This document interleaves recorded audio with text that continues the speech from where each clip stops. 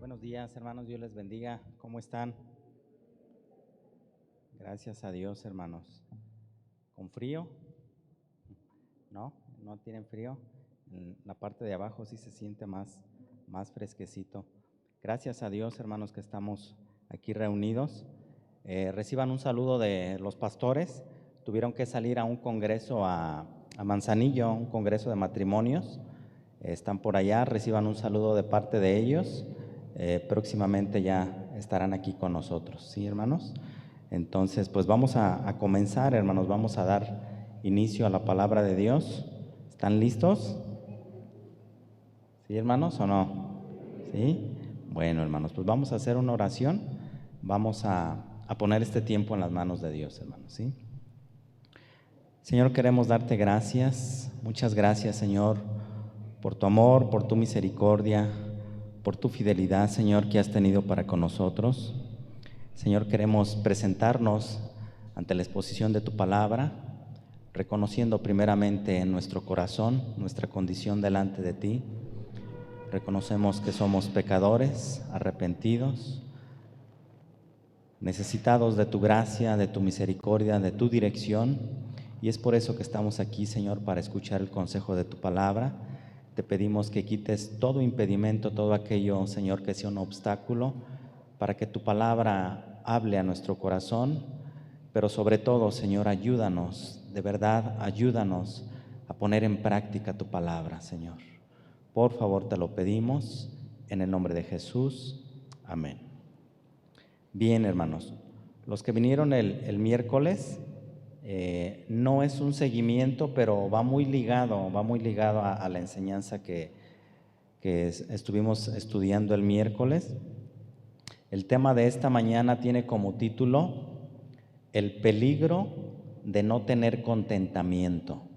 Así se llama la enseñanza que vamos a estar viendo con la ayuda del Espíritu Santo. El peligro de no tener contentamiento.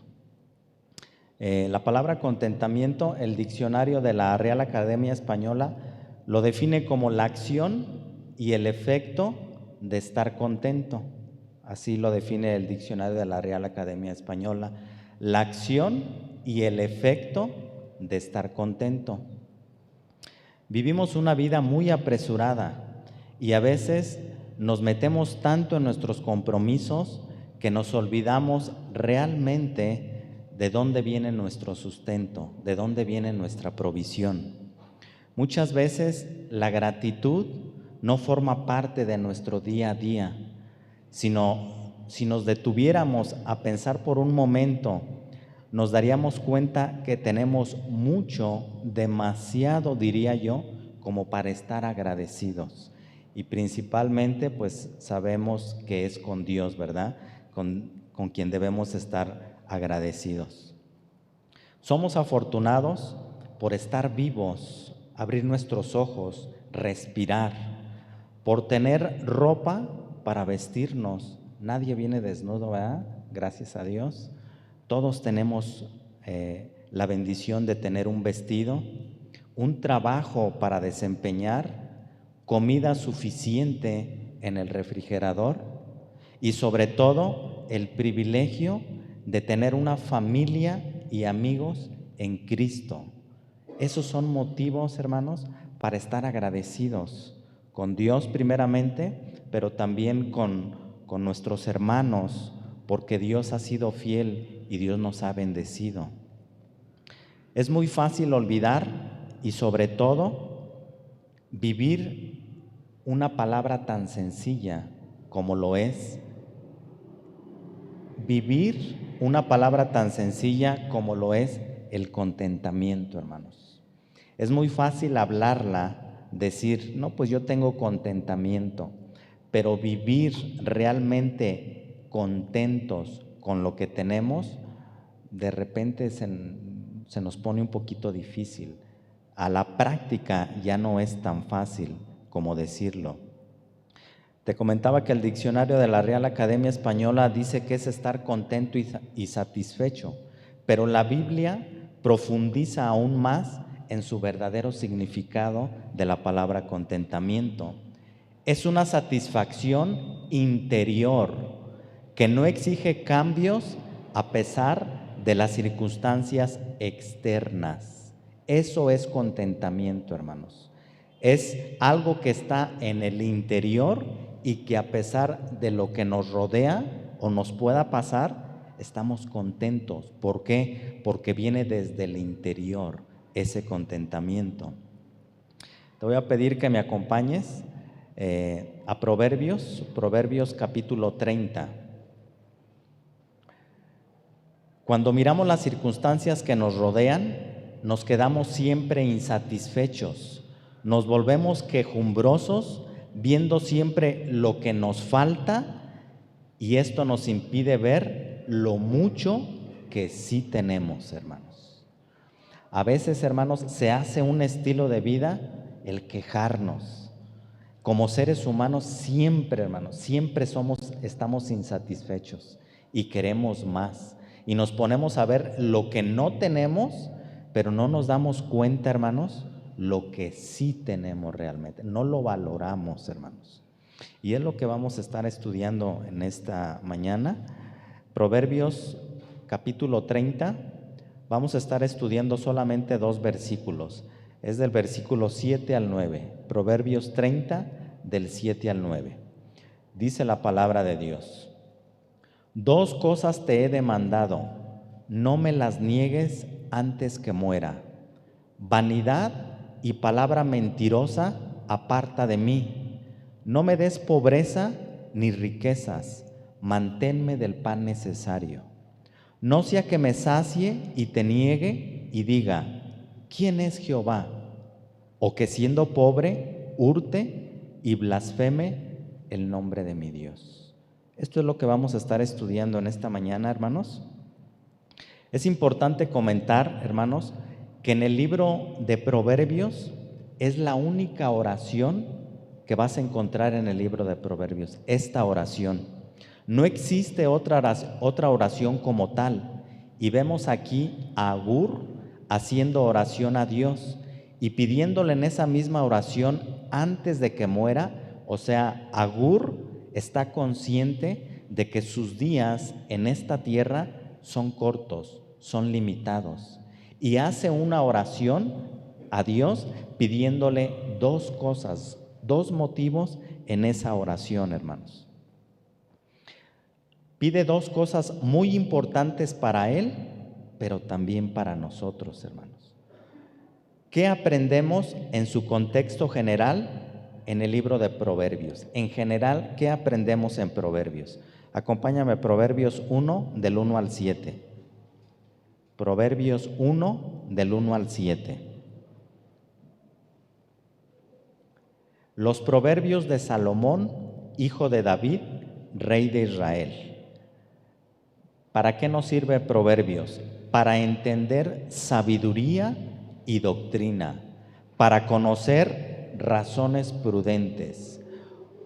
Aquí simplemente, hermanos, en el versículo 2 ya vemos que el libro de Proverbios es de mucha utilidad y de mucha importancia para nuestras vidas.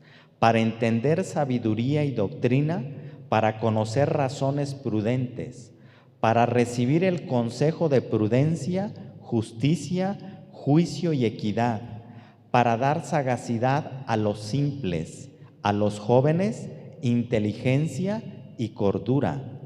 Oirá el sabio y aumentará el saber, y el entendido adquirirá consejo. Para entender proverbio y declaración, palabras de sabios y sus dichos profundos. El principio de la sabiduría es el temor de Jehová. Los insensatos desprecian la sabiduría y la enseñanza. Eso es lo que podemos aprender en su contexto general en el libro de Proverbios. Entonces es un libro muy importante para nuestra vida, hermanos. Regresamos a Proverbios 30 del 2 al 4. Te estoy dando un contexto porque quiero centralizar bien la enseñanza, hermanos. Entonces, en su contexto general, en el libro de Proverbios aprendemos sabiduría, conocimiento, sagacidad, cómo hablar con la gente, cómo dirigirnos con la gente, cómo obtener sabiduría de parte de Dios. Entonces en el libro de Proverbios es muy importante para nuestra vida. Proverbios 30, del 2 al 4.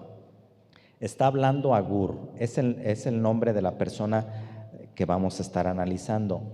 Ciertamente más rudo soy yo que ninguno, ni tengo entendimiento de hombre.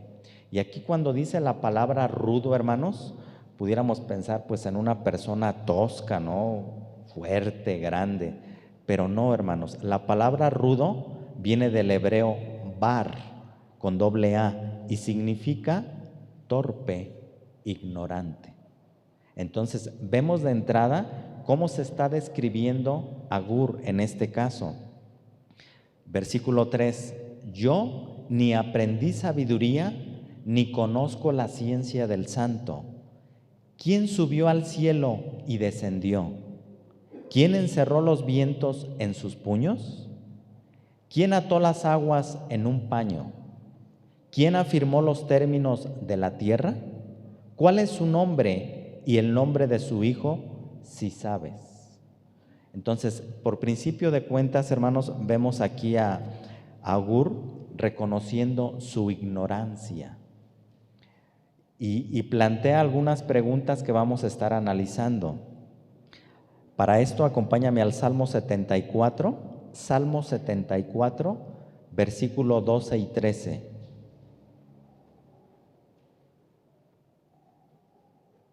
Dice, pero Dios es mi Rey desde tiempo antiguo, el que obra salvación en medio de la tierra.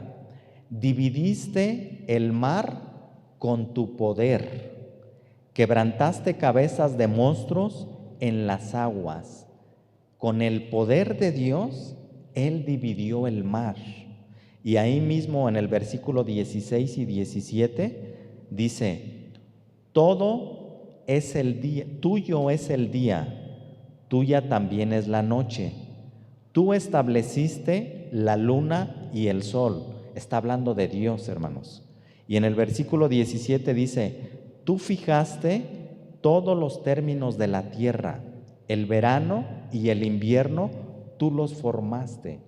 Está hablando de Dios como creador de todas las cosas y el Todopoderoso. Entonces, se responde la primera pregunta de Agur, ¿sí? Y en Juan capítulo 3, del 13 al 15, por favor, hermanos. Juan 3, del 13 al 15.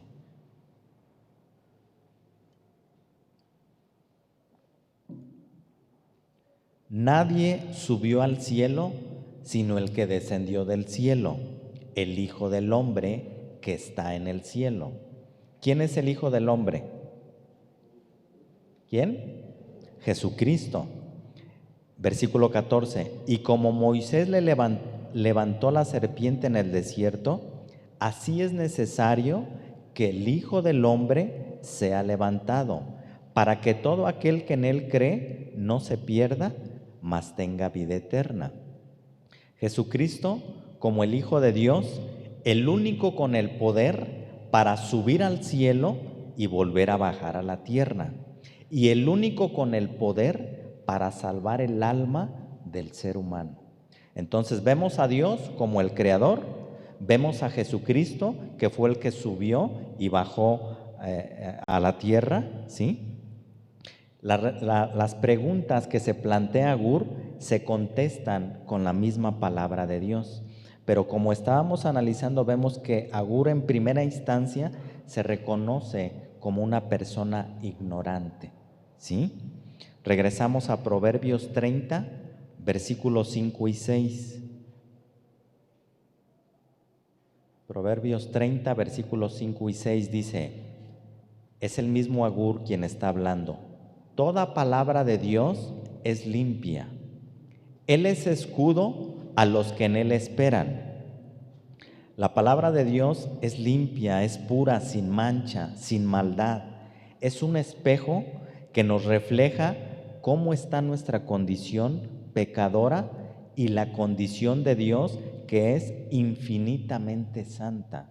A través de la palabra, hermanos, cuando nosotros leemos la palabra con un corazón humilde y sincero, vemos, es como si fuera un espejo donde nos reflejamos y vemos nuestra condición real y vemos la condición de Dios, que es infinitamente santo, y es como un espejo, hermano, que nos desnuda la palabra de Dios.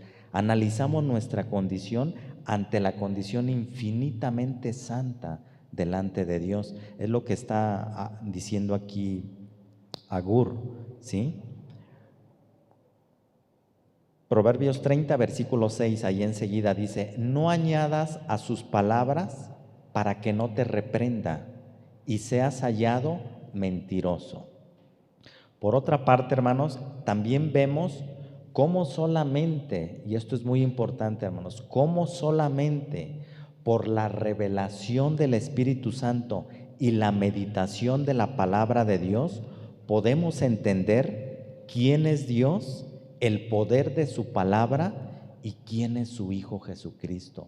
Solamente a través de la revelación del Espíritu Santo, de la lectura de la palabra y de la meditación de ella, es como podemos entender y comprender las cosas. Primera de Corintios 2, del 10 al 16. Primera de Corintios capítulo 2, versículo del 10 al 16.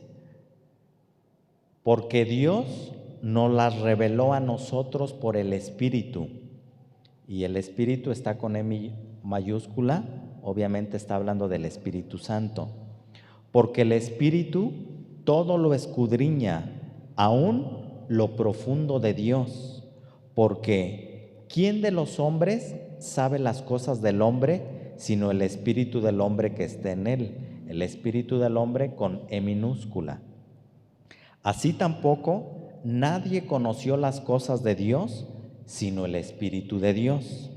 Y nosotros no hemos recibido el espíritu del mundo, sino el Espíritu que proviene de Dios, para que sepamos lo que Dios nos ha concedido. Fíjense bien, hermanos, la importancia de estar llenos de la presencia del Espíritu Santo, ser llenos del Espíritu de Dios. Dice, para que sepamos lo que Dios nos ha concedido, lo cual también hablamos, no con palabras enseñadas por sabiduría humana, sino con las que enseña el Espíritu, acomodando lo espiritual a lo espiritual.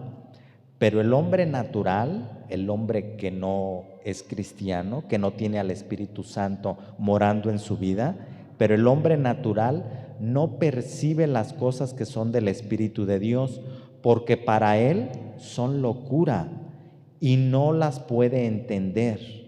Entonces aquí, hermanos, a veces, no sé si te ha pasado que a veces dices, pero yo ya le expliqué, ya le compartí y no entiende. No entiendo por qué no entiende, hermano.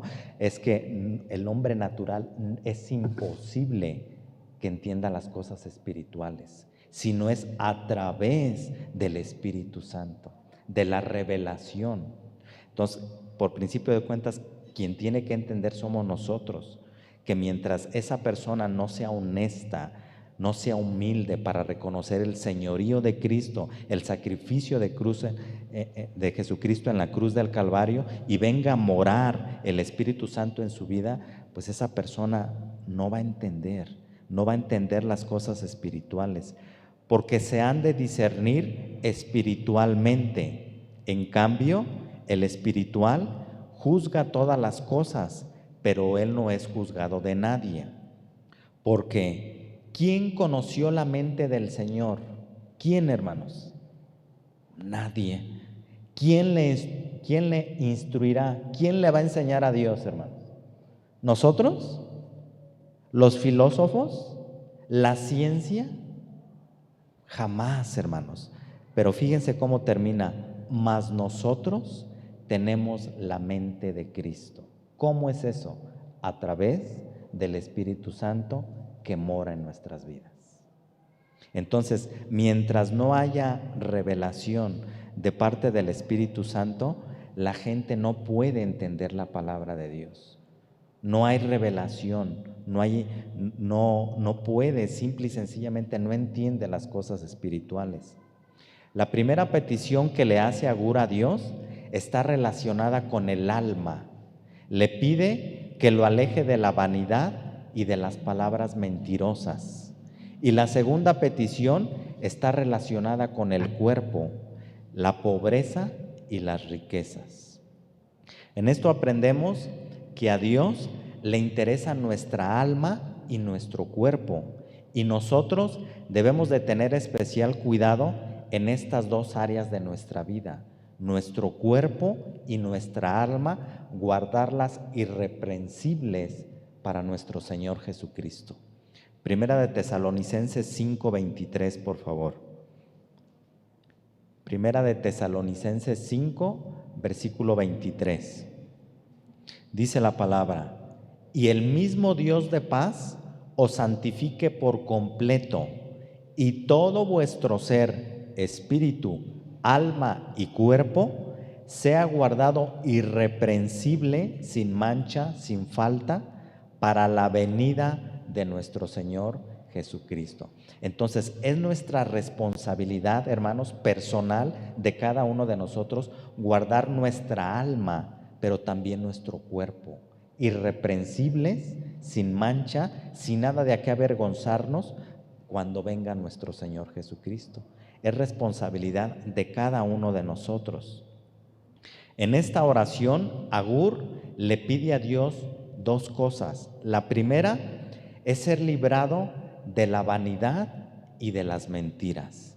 Y la segunda cosa es que no le dé pobreza ni riqueza. Manténme del pan necesario. Wow, hermanos. Si yo les dijera que fuéramos honestos ahorita en esta mañana, y si les dijera, ¿quiénes de los que están aquí quieren ser ricos? ¿Cuántos levantarían su mano? Honestamente. Si fuéramos honestos, todos levantaríamos la mano. Lo que está pidiendo aquí Agur, hermanos, y aquí es donde tenemos que entrar en materia, hacer una oración como esta o escuchar oraciones como esta no es muy común hoy en día.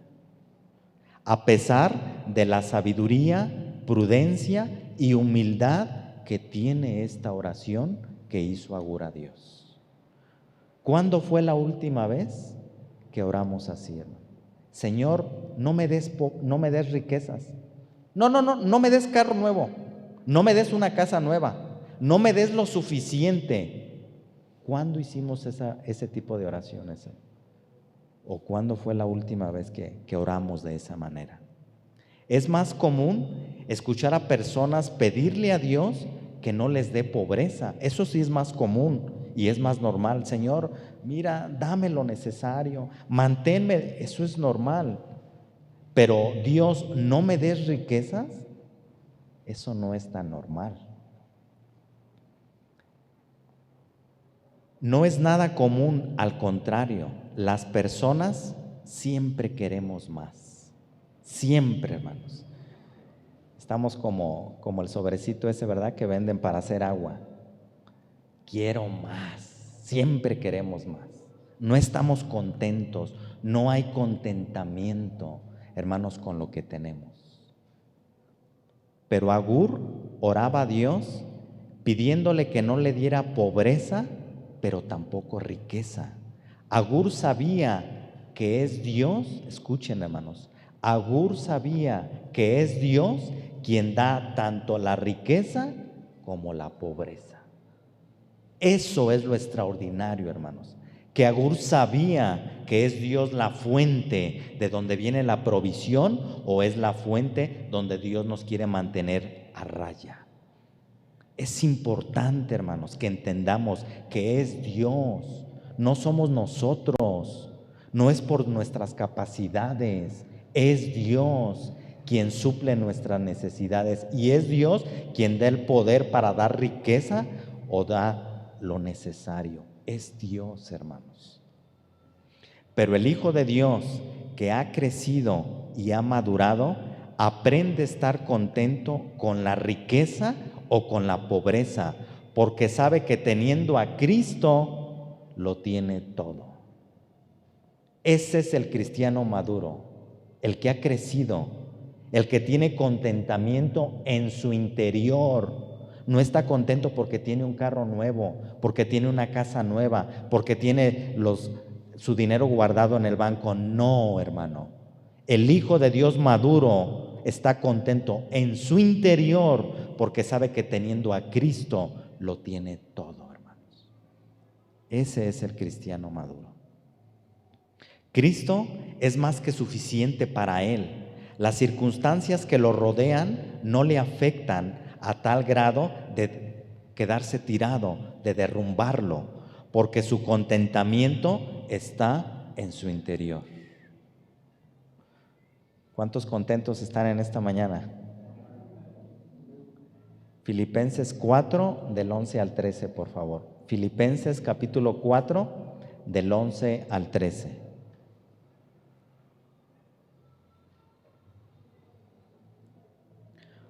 Está hablando Pablo, hermanos. Dice, no lo digo porque tenga escasez, pues he aprendido a contentarme cualquiera que sea mi situación. ¿Quién, hermanos? ¿Quién de los que estamos aquí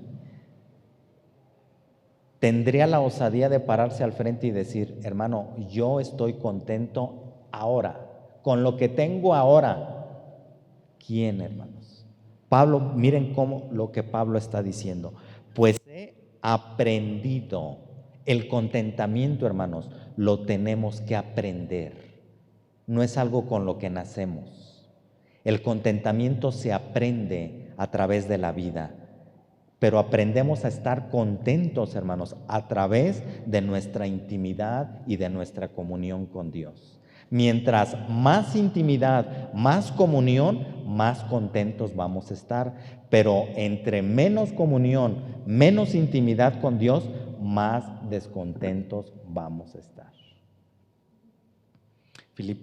Versículo 12. Sé vivir humildemente y sé tener abundancia. En todo y por todo estoy, ¿qué? Enseñado. ¿Quién le enseñó al apóstol Pablo? ¿Quién, hermanos? Dios trató con su vida. Dios trató con su vida. Dios le enseñó a estar contento, cualquiera que fuera su situación. Y Dios, hermanos, nos tiene que enseñar. Tenemos que aprender el contentamiento. Así para estar saciado como para tener hambre, así como para tener abundancia como para padecer necesidad.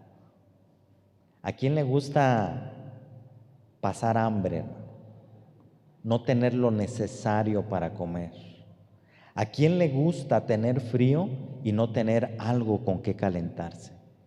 A nadie, ¿verdad que a nadie nos gusta? Pero Pablo alcanzó ese contentamiento en su vida. Aprendió, hermanos, a estar contento cuando tenía, pero también cuando no lo tenía. Versículo 13. Todo, y ese todo, hermanos, obviamente habla de lo que en los versículos anteriores, en su contexto. Todo lo puedo en Cristo que me fortalece.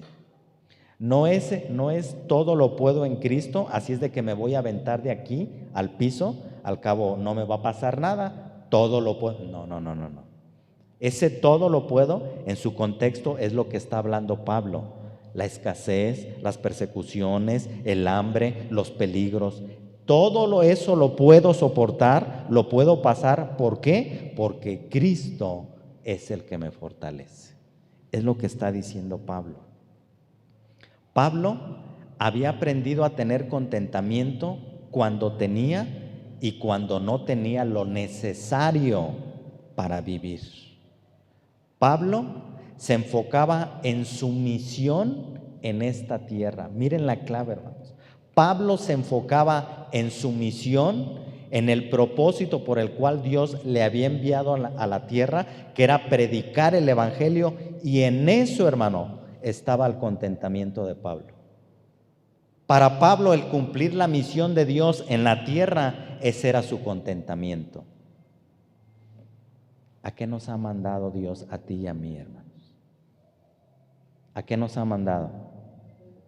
A predicar el Evangelio. Ahí debe estar nuestro contentamiento. En llevar las buenas nuevas a aquellos que no conocen o no quieren de Dios. Nuestra responsabilidad es predicar, no convertir, predicar el Evangelio. No somos el Espíritu Santo. Nuestro compromiso es hablar la palabra y el Espíritu Santo hace su trabajo. Pero ahí debe de estar nuestro contentamiento, en el privilegio de poder hablarle a la gente de Cristo. Es un privilegio, hermano. Ni los ángeles tienen ese privilegio. Y Dios a ti y a mí nos dio ese privilegio, hermano, de predicar las buenas nuevas. Pablo estaba contento con eso. Pablo estaba contento con lo que tenía, porque había aprendido que todas las cosas terrenales de este mundo son pasajeras y son caducas. Pablo lo había entendido. Pablo había aprendido a estar contento cualquiera que fuera su situación, porque sabía que el poder, la fuerza y la paz para estar contentos provienen del interior, de Dios y no de las cosas materiales y externas. Wow, hermanos. ¿Nos hace falta crecer? ¿Sí o no, hermanos? A tener contentamiento en nuestras vidas. ¿Estamos contentos con lo que tenemos ahora? ¿Sí o no? Si la respuesta es no, hermano, vendría una segunda pregunta. ¿Cómo está tu intimidad con Dios? ¿Cómo está nuestra comunión con Dios? A mayor intimidad, a mayor comunión, mayor contentamiento. Si no hay intimidad, si no hay oración, si no hay lectura de la Biblia, hermanos, por eso nos la pasamos todos amargados y frustrados y nos quejamos de todo, hermano. Todo nos parece mal, inconformes todo el tiempo. Es que a mí no me gusta, y es que me pasa esto, y nos cambiamos el nombre, nos ponemos el nombre de dolores, ¿verdad? Todo nos duele y todo nos pasa. Necesitamos, hermanos, aprender a tener contentamiento. Primera de Timoteo 6, del 6 al 10, por favor. Primera de Timoteo 6, del 6 al 10. Pablo escribiéndole a Timoteo, dice: pero gran ganancia es la piedad acompañada de contentamiento, porque nada hemos traído a este mundo y sin duda nada podremos sacar. ¿Sí estamos conscientes de eso, hermano? ¿Cuántos creen que se van a llevar su carro, su casa, sus joyas, su dinero? ¿Cuántos creen? A ver, levanten la mano. ¿Nadie? Gracias a Dios. La pregunta sería, entonces, ¿por qué nos seguimos aferrando por las cosas materiales? Como si nos las fuéramos a llevar. Versículo 8. Así que, teniendo sustento y abrigo, estemos contentos con esto. ¿A quién le ha faltado algo de comer en esta semana? Levanten su mano. ¿Quién no ha tenido algo que vestir o una cobija para calentarse? Levanten la mano con honestidad. Gracias a Dios, nadie, hermanos. La pregunta es, ¿estamos contentos? ¿O estamos insatisfechos? Queremos más. Versículo 9, porque los que quieren enriquecerse caen en tentación y lazo y en muchas codicias necias y dañosas que hunden a los hombres en destrucción y perdición. ¿Por qué? Porque raíz de todos los males es el amor al dinero, el cual, codiciando algunos, se extraviaron de la fe y fueron traspasados de muchos dolores. Escuchen bien, hermanos, el dinero no es malo. El dinero no es malo. El dinero no tiene un valor en sí. Lo malo está en nuestro corazón, el valor que le damos al dinero. Si lo ponemos en primer lugar en nuestra vida, el dinero, ahí es donde nos estamos equivocando. Dice, porque raíz de todos los males es el amor al dinero, el cual, codiciando algunos, o sea, el dinero, se extraviaron de la fe. Por el amor al dinero, hermanos, mucha gente se aparta de Dios. Por el amor y el afán al dinero. Afanados por lo material, como si nos lo fuéramos a llevar. Ya analizamos que nada nos vamos a llevar de esta tierra, pero afanados en las cosas materiales. Afanados, ahorita hay gente afanada viendo la televisión, afanada viendo un partido de fútbol, jugando, afanes de la vida, afanados en otras cosas. Marta, Marta, turbada y afanada estás. Y la intención de Marta, hermanos, era servir a nuestro Señor Jesucristo. Y la respuesta de Jesús hacia Marta es: turbada y afanada estás en muchos quehaceres. Lo importante en ese momento, hermanos, era escuchar la enseñanza, las palabras que Jesús iba a dar. Y ella pensando en, ¿me irán a quedar bien las enchiladas, la morisqueta? ¿Qué le voy a servir? Afanados y turbados en cosas materiales. Y fueron traspasados de muchos dolores. ¿Por qué? Por el amor al dinero. Agur solo quería comer su porción de pan diaria. En pocas palabras, Agur no quería tener menos de lo que necesitaba, ni más de lo que no necesitaba. Él quería tener lo necesario para cada día y con eso él estaba contento. Y fue lo que Jesús les enseñó a sus discípulos, hermanos. Mateo 6:11. Mateo 6, versículo 11. El pan nuestro de cada día, dánoslo hoy.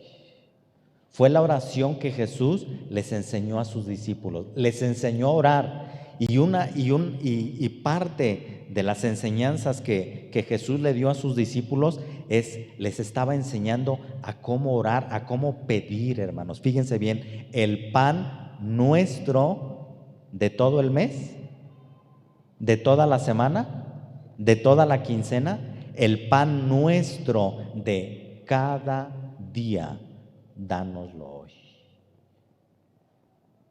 Jesús les quería enseñar a sus discípulos y nos quiere enseñar a ti y a mí a confiar y a depender de Dios diariamente. ¿No les ha pasado, hermanos, que de repente, pues, tú oras y le dices a Dios: ay, Dios, ¿por qué? ¿Por qué no me adelantas lo de la semana? Para estar un poco más tranquilo, más confiado. Dios nos quiere enseñar a depender de Él diariamente, hermanos. A que abramos nuestros ojos y digamos: Señor, yo no sé lo que tienes preparado para mí en este día, pero yo voy a confiar en que tú vas a suplir mi necesidad. Tal vez no tengo para pagar la luz, no tengo para pagar la renta, pero yo confío en que tú vas a suplir mi necesidad. Confianza y dependencia de Dios. La razón por la cual Agur oraba a Dios pidiéndole que no le diera pobreza ni riqueza era para no caer en el peligro de no tener contentamiento. Regresamos a Proverbios 30, versículo 8. Dice: vanidad y palabra mentirosa aparta de mí. No me des pobreza ni riquezas, manténme del pan necesario. Agur oraba a Dios pidiéndole que alejara de él la vanidad, hermanos. Número 1, la vanidad. ¿Qué es la vanidad? del hebreo Jebel, con J, Jebel, significa vaciedad o vanidad, algo transitorio y sin propósito. Eso es la vanidad. Es un sentimiento de lo pasajero de la existencia, la necedad, la mentira, la arrogancia excesiva, confianza en las cosas terrenales y en uno mismo, la idolatría del ser humano por sí mismo y como consecuencia la renuncia hacia Dios. Eso es la vanidad. Y un ejemplo muy claro, hermanos, pues los artistas, los famosos. Más vanidad, su alfombra roja, y los ves pasar ahí, parece como si ni pisaran la alfombra roja, ¿verdad? Bueno, ellos sienten que no pisan el suelo, casi flotan, ¿verdad? Y una vanidad y un orgullo porque son famosos, porque tienen dinero. La pregunta sería, ¿habrá vanidad en un hijo o en una hija de Dios? ¿Existirá la vanidad? ¿Somos tan vanidosos, hermanos? A la hora, hermanos, de cuando tenemos un convivio, hermanos, cuando tenemos la oportunidad de convivir unos a otros, hermanos, necesitamos tener mucho cuidado. A veces Dios nos da el privilegio de salir a un lugar, de disfrutar en la playa, en el mar, hermano, pero a veces hay gente aquí mismo en la congregación que está pasando por una situación de escasez y nosotros no tenemos el cuidado, hermanos, y empezamos a subir fotos, y en ese subir fotos, hermanos, lo único que estamos demostrando es la vanidad que hay en nuestro corazón, para que vean dónde estoy ahorita, para que vean con quién estoy ahorita, para que vean lo que estoy disfrutando ahorita. Hermanos, estamos cayendo en vanidad. Eso es vanidad, hermano, en el corazón. Y tenemos que aprender. Eclesiastés 5, versículo 10 y 11. Eclesiastés capítulo 5, versículo 10 y 11 dice: el que ama el dinero no se saciará de dinero, y el que ama el mucho tener no sacará fruto. También esto es vanidad. Cuando aumentan los bienes, también aumentan los que los consumen. ¿Qué bien pues tendrá su dueño sino verlos con sus ojos? Siempre queremos más de lo que tenemos, y no porque lo necesitemos, sino por la avaricia que hay en nuestros corazones. El dinero no nos da la felicidad que pensábamos tener con él. Por el contrario, muchas veces el amor al dinero trae problemas, porque las demás personas también aman y quieren tener el mismo dinero. Yo sé que tú conoces personas, familias que se han dividido, se han peleado, inclusive han llegado hasta matarse unos por otros por las herencias, por el dinero. Es que yo soy el mayor y me corresponde más a mí. No, es que él nunca, peleando por los bienes materiales. El amor al dinero.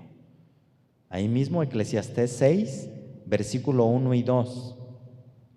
Hay un mal que he visto debajo del cielo y muy común entre los hombres. Fíjense bien, hay un mal debajo del cielo, o sea, en la tierra, y es muy normal entre las personas que viven en esa tierra, o sea, tú y yo.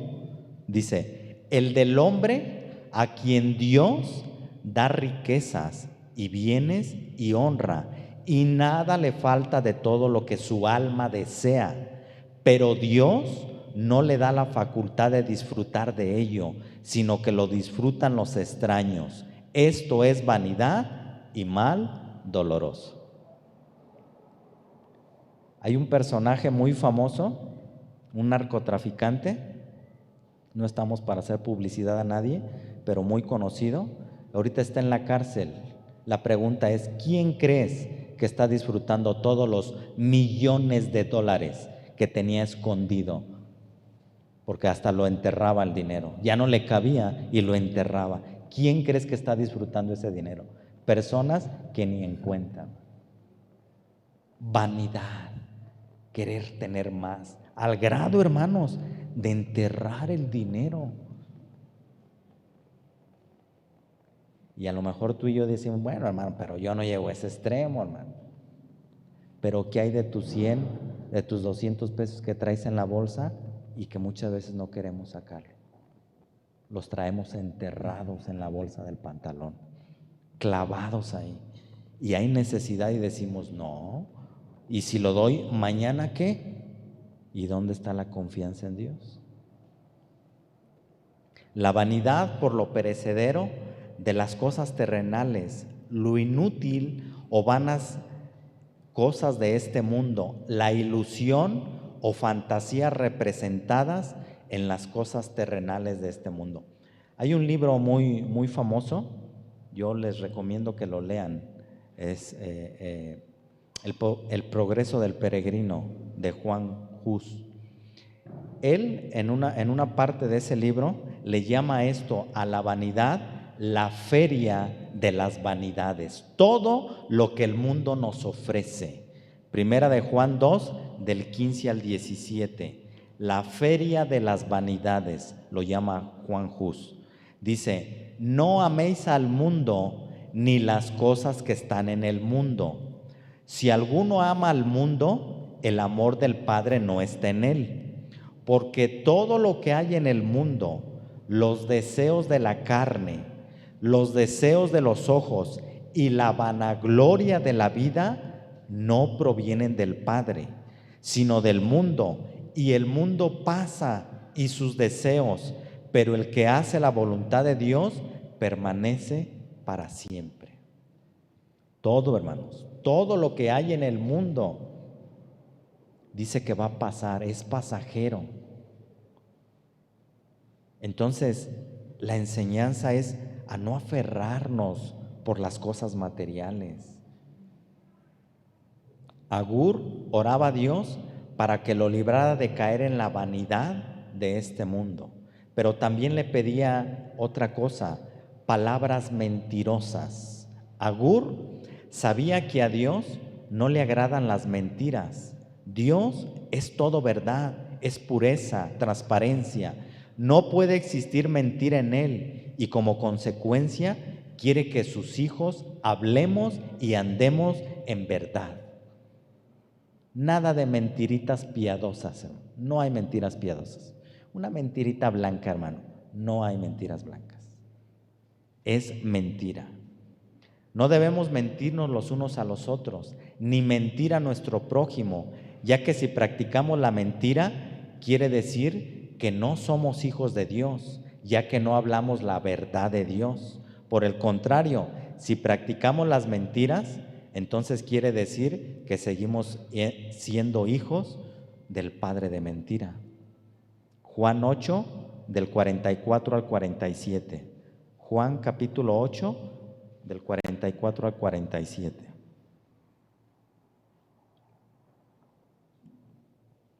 Vosotros sois de vuestro padre el diablo, está hablando nuestro Señor Jesucristo, y los deseos de vuestro padre queréis hacer. Él ha sido homicida desde el principio y no ha permanecido en la verdad, porque no hay verdad en él. Cuando habla mentira, de suyo habla, porque es mentiroso y padre de mentira. Y a mí, porque digo la verdad, no me creéis. ¿Quién de vosotros me redarguye de pecado? Pues nadie. Pues si digo la verdad, ¿por qué vosotros no me creéis? El que es de Dios, las palabras de Dios oye. Por esto no las oís vosotros, porque no sois de Dios. La verdad, hermanos, es una característica de un hijo de Dios, hablar verdad. Pero la mentira es una característica de un hijo del diablo. Entonces, Fácil, sencillo. ¿Qué sale de nuestra boca? ¿Verdad? ¿Hablamos con la verdad o hablamos mentiras? Cada quien tiene la respuesta. Agur oraba a Dios para que lo ayudara a no ser una persona mentirosa. Que Dios nos ayude, hermanos, a hablar con la verdad, a ser sinceros. Regresamos, Proverbios 30, versículo 8. Vanidad y palabra mentirosa aparta de mí. No me des pobreza ni riquezas. ¿Por qué Agur no quería pobreza? Bueno, pues la respuesta es que siendo pobre iba a robar y a blasfemar el nombre de Dios. Las personas que viven en pobreza, o sea, quienes tienen menos de lo que necesitan, están tentados a no confiar en Dios. Las personas que tienen menos de lo que necesitan están tentados a creer que Dios los ha abandonado, a renegar de Dios y piensan que ellos solos deben de salir adelante en su situación por ellos mismos sin la ayuda de Dios. En pocas palabras, se amargan y maldicen el nombre de Dios. Las personas que tienen menos de lo necesario. Isaías 8:21. Isaías 8, versículo 21. Dice: y pasarán por la tierra fatigados y hambrientos, y acontecerá que teniendo hambre se enojarán y maldecirán a su rey y a su Dios, levantando el rostro en alto.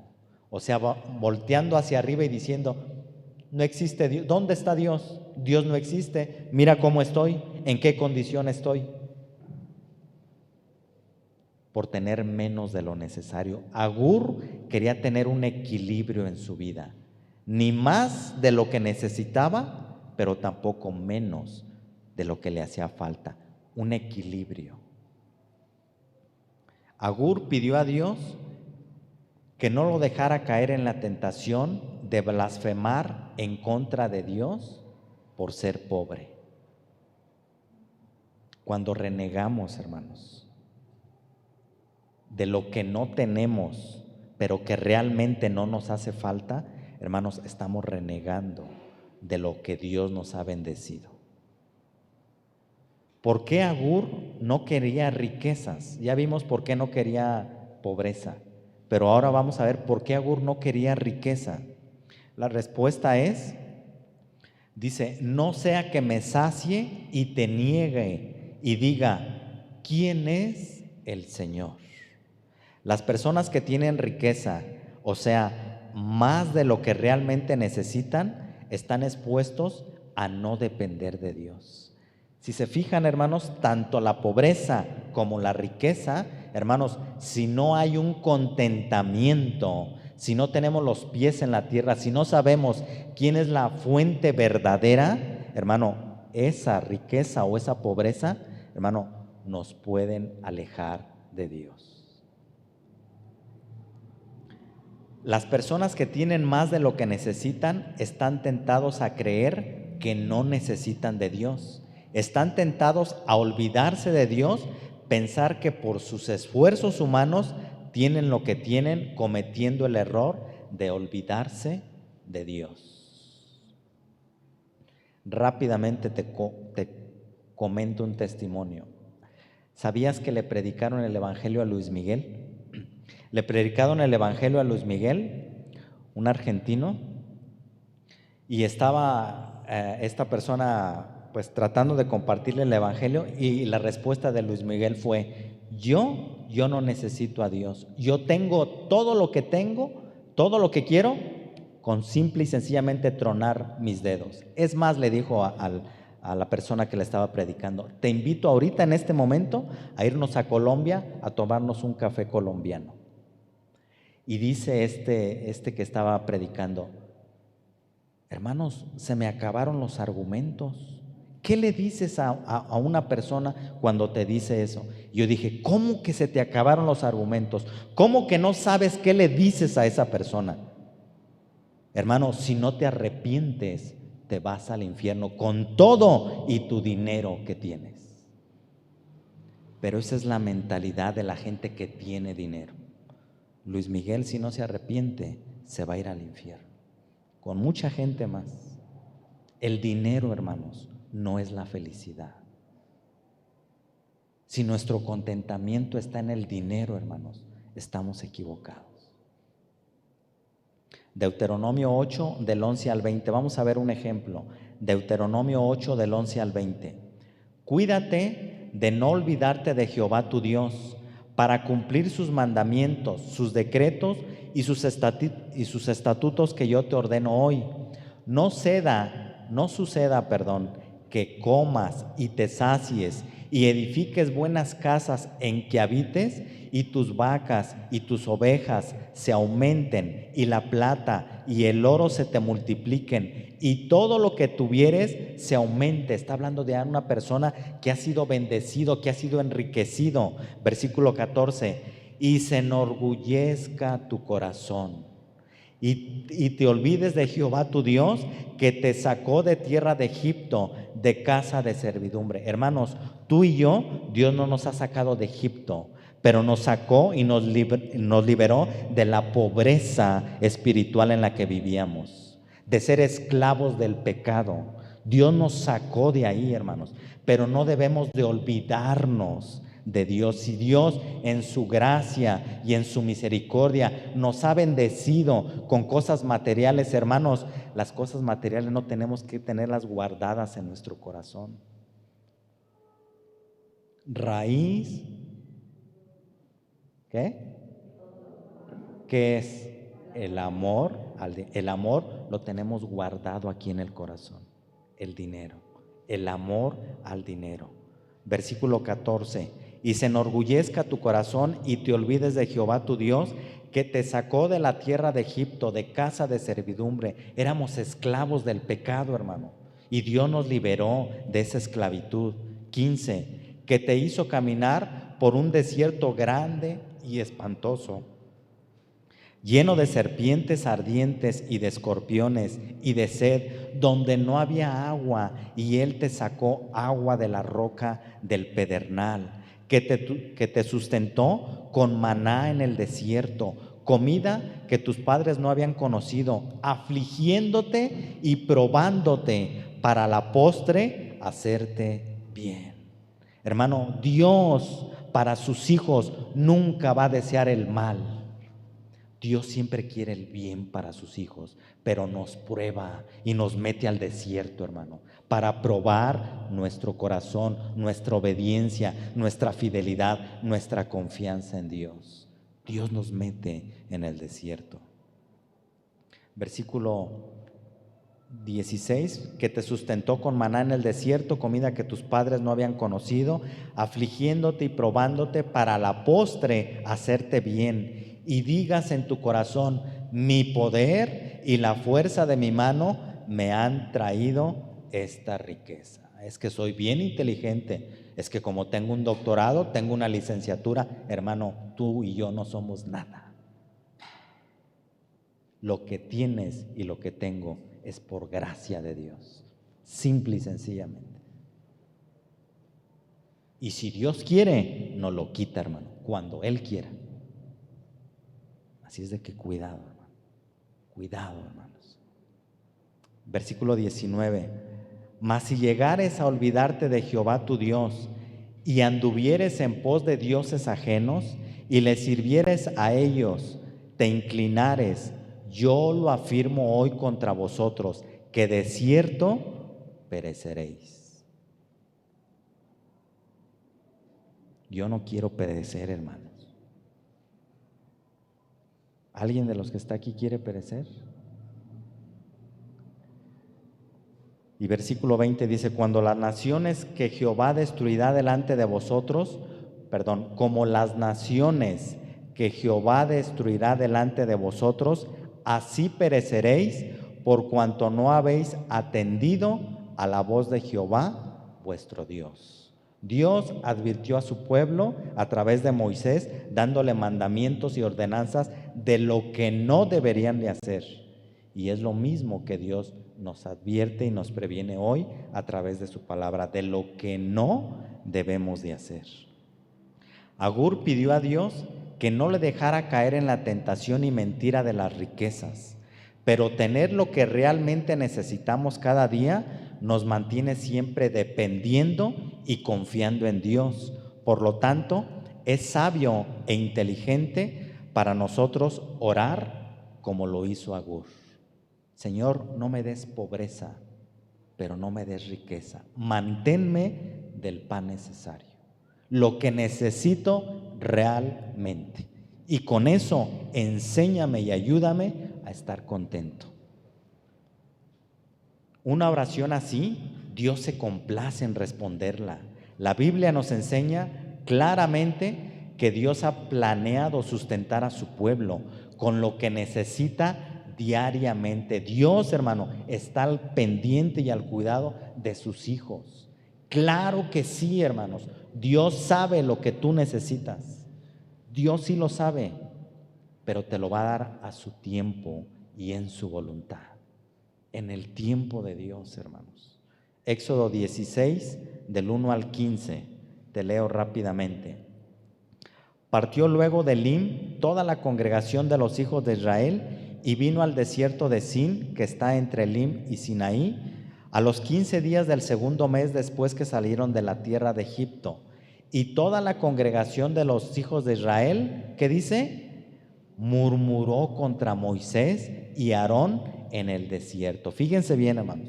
Dios en su gracia, en su misericordia, de acuerdo al clamor de ellos mismos que oraban a Dios y le decía: Dios, sácanos, ve cómo estamos de esclavos, ve cómo nos oprime el faraón, ve cómo estamos viviendo aquí. Y Dios en su gracia, en su misericordia, usó la vida de Moisés para sacarlos, y ya cuando estaban libres, miren cómo hablaban.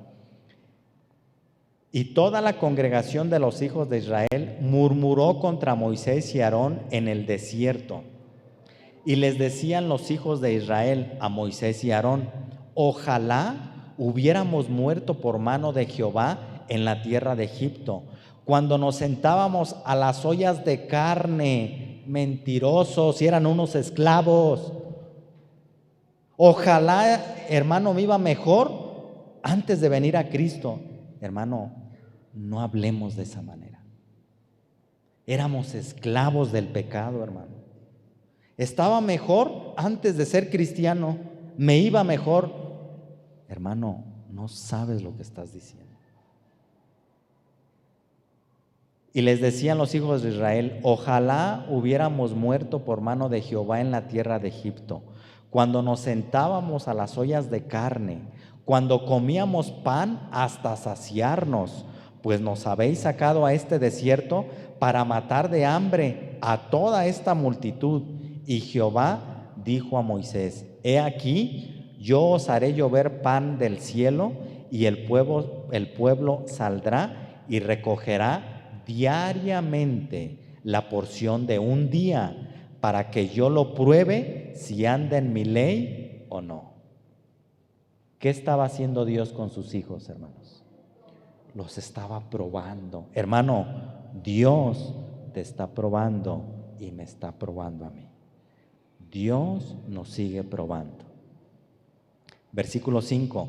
Mas en el sexto día prepararán para guardar el doble de lo que suelen recoger cada día. Te brincas al versículo 17. Y los hijos de Israel lo hicieron así, y recogieron unos más, otros menos, y lo medían por gomer, y no sobró al que había recogido mucho, ni faltó al que había recogido poco. Cada uno recogió conforme a lo que había de comer. O sea, no se aborazaban y decían: no, pues yo voy a agarrar más porque mañana no voy a salir a recoger, y luego si me hace falta, ¿qué voy a hacer? No, o sea, hasta este momento agarraban solamente de acuerdo a su familia, a lo que iban a ocupar. Versículo 19. Y les dijo Moisés: ninguno deje nada de ello para mañana, mas ellos no obedecieron a Moisés, sino que algunos dejaron de ello para otro día, y crió gusanos y hedió, y se enojó contra ellos Moisés. ¿Qué pasó, hermanos? Todo iba bien, iban bien. ¿Qué pasó, hermanos? Mas algunos no creyeron.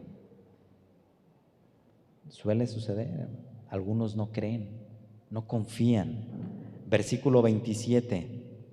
Y aconteció que algunos del pueblo salieron en el séptimo día a recoger, y oh sorpresa, no hallaron nada. Incredulidad.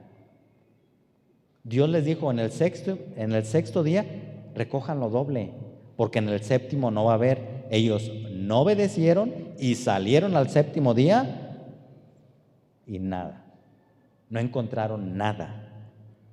Versículo 28. Y Jehová, fíjense la reacción de Dios, hermanos. Versículo 28. Y Jehová dijo a Moisés: ¿hasta cuándo no queréis guardar mis mandamientos y mis leyes? Es un reproche de parte de Dios. ¿Hasta cuándo van a entender? 29. Mirad que Jehová os dio el día de reposo, y por eso en el sexto día os da pan para 2 días. Estése pues cada uno en su lugar, y nadie salga de él en el séptimo día. Así el pueblo reposó el séptimo día.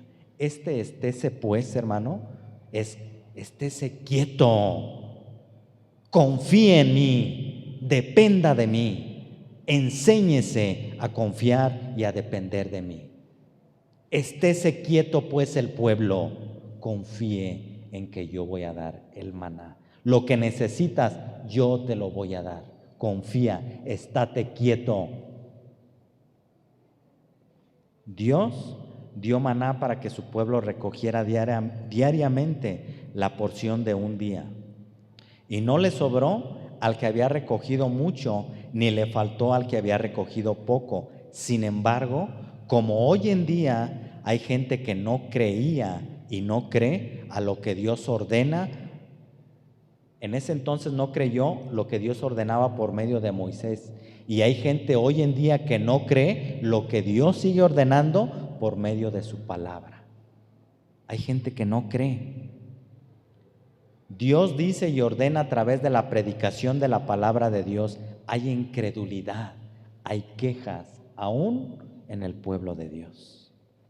Como en los días de Moisés, hay gente que murmura en contra de Dios. Escuchen, hermanos. Como en aquellos días, leímos ahorita, ¿qué hizo el pueblo? Murmuró y decían que estaban mejor, ¿dónde? En Egipto, siendo esclavos. Y murmuró, fue con Moisés y le dijo: oye Moisés, voy a parafrasear, no dice así la Biblia.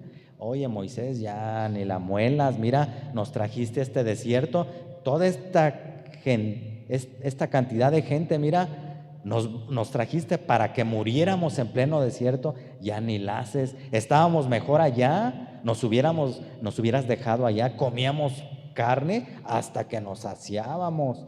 Y empezaron a llevar esa murmuración y esa crítica a Moisés. Fíjense bien, Éxodo 16, 8, miren el peligro, hermanos. Éxodo 16, versículo 8. Dijo también Moisés: Jehová os dará en la tarde carne para comer, y en la mañana pan, ¿hasta qué? Hasta que se sacien. Y en el original significa hasta que queden asqueados. Si eso es lo que quieren, eso les voy a dar. Porque Jehová ha oído vuestras murmuraciones, con que habéis murmurado contra él. Está hablando Moisés. Porque nosotros, ¿qué somos? Vuestras murmuraciones no son contra nosotros, sino contra Jehová. Hermano, cuando tú y yo criticamos y murmuramos la enseñanza, la palabra de Dios, estamos murmurando y estamos criticando en contra de Dios. no hay contentamiento con la palabra. Ay, hermano, ¿tanto duran?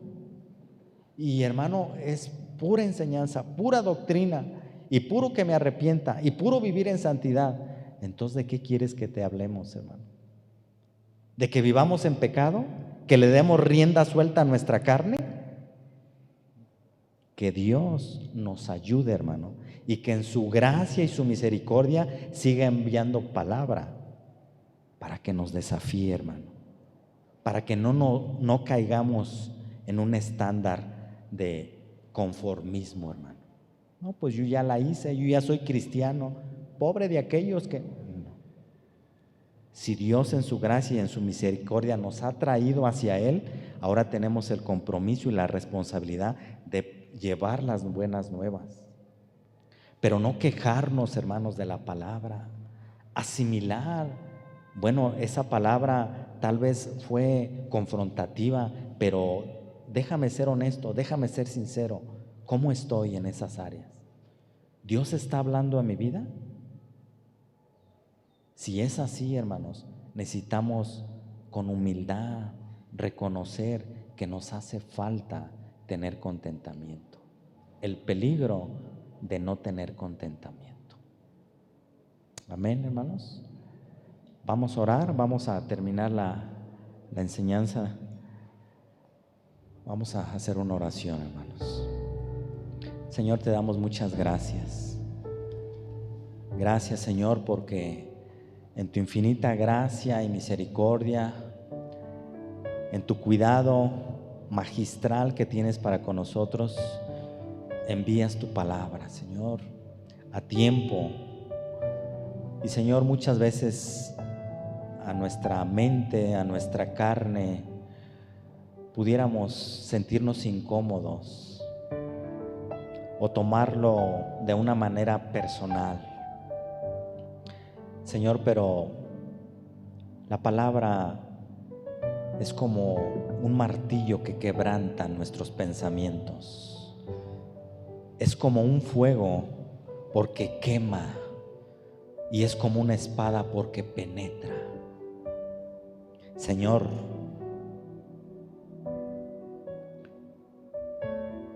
que tu palabra siga siendo lo que tú has mandado que haga en mi vida. Ayúdame, Señor, a no caer en la vanidad de este mundo. Ayúdame a no hablar con mentiras. Ayúdame a no desear de una manera excesiva las riquezas. Ayúdame a no blasfemar tu nombre cuando esté pasando por escasez económica. Ayúdame, enséñame a tener contentamiento, a no ver lo que me hace falta, sino agradecer por lo que sí tengo, por lo que tú me has bendecido. Ayúdanos, Señor. Reconocemos que te necesitamos. Gracias, gracias por tu palabra. Bendecimos tu nombre, Señor. En el nombre de Jesús. Amén.